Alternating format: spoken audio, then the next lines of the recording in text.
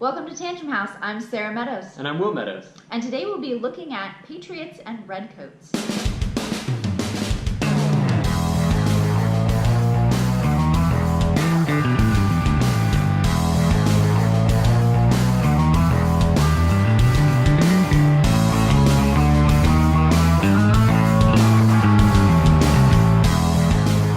Patriots and Redcoats is a 4 to 10 player card and bluffing game from Green Feet Games. It's on Kickstarter right now. Let's go ahead and take a look at some of the prototype components. In the box, there are 35 loyalty cards, which will decide which team you are fighting for. There is one commander card with a stand, and that determines the first player. There are 35 spycraft cards, 16 war cards to determine war victories, and the war track and the marker. At the beginning of the game, players are dealt 3 cards from the loyalty deck. That will determine which team the players play for, based on the majority of cards they have in their hand, unless they have one of 4 special cards. The 4 special cards include General George Washington, King George III, or the Patriot Spy or the Redcoat Spy. And if you're given one of these cards, then that is the team that you will play for instead of majority rules. Once the first player has been chosen and everyone figures out which team they're on, players then go to sleep, like any good Mafia game, and figure out who a couple of the players on their team are, which will help them strategize throughout the game. Then, on their turn, players will take turns drawing a card off of the Spycraft deck. They'll reveal it to everybody and they'll play it. And it could be anything. It could be like a skip the next person or a reverse, or it could be a spy card with the spy symbol on it. The player gets to choose who to give that to, and any player who receives 3 of those spy cards has to reveal a card from his deck, helping to narrow down where his loyalties might lie. The round ends when play gets back to the commander who was first player.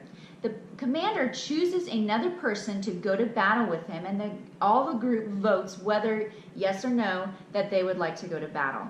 Majority wins, and then they go into battle together. The first player draws 3 tiles from the war deck, gets to look at those, and then pick 2 to hand to the other person that went to battle with him. One gets discarded, the other 2 go to the other one. The player who's in war with him then picks one of those tiles to add to the track mat. Sometimes he doesn't get a choice, sometimes he does, and a lot of telling can be happening in that scenario. He places it on the war track, and then whichever team is able to get 4 victories on their side of the track first wins the game. So that covers a lot of the gameplay. Tell us a little bit about what you think about the mechanics to it. Well, the mechanics are basically like Resistance, starting off where people have hidden identities. But I don't think the main focus is really the hidden identities, because you're working together as a team for a common goal. In the gameplay, in the Spycraft deck, there are cards that allow you to send your cards around the table, changing which team you're on. So there's a lot more depth, and loyalties change halfway through the game. So you really have to be on your toes as trying to figure out what each player is doing and who the leaders are of the team. And I think that's most important, because if you are a Redcoat spy or a Patriot spy, you are allowed to make an assassination attempt on the other team's leader. If you are successful, you can win the game that way instead of trying to get the 4 battles.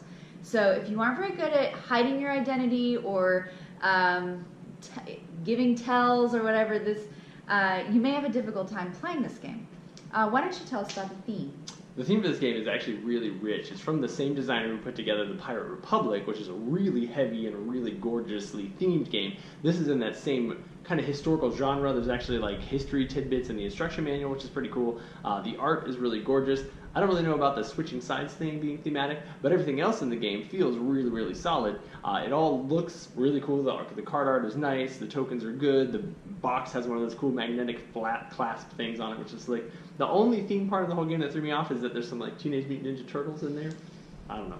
Otherwise, really, really love it. Really love the feel. Very, very enjoyable and replayable, but let's jump into that next. Tell us about the replayability. The gameplay varies quite a bit depending on the number of players, because the specialty cards that get thrown in for the loyalty deck change depending on the player count. So if your group plays with different amounts, then I would say this is a great one to pull out different times for different player counts, because the game is going to be completely different. Why don't you tell us about enjoyability? So the game is a lot of fun to talk about, and it's very fun to talk about after the game ends. There are some points in the game where it feels a little bit drawn out, I'll admit. Especially there are some cards in the deck that allow you to like remove victories and things like that, and it feels like you're backpedaling, and sometimes you're just like, let's get to the end. But when you do get to the end, like most Secret Identity games, there's that whole extra 20 minutes after the game where you're just saying, I knew you were I thought you were the law, I can't believe such and such, I was so close, and then I traded. There's a lot of like post-analysis enjoyment that's really, really enjoyable. I love those types of games where when you get done, it's not just like, okay, I won, that's cool.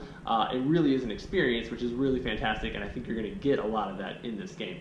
We would definitely recommend that you check it out on Kickstarter now, and then please do subscribe to our channel as well. We love bringing you guys new content every week, and we will see you guys next time.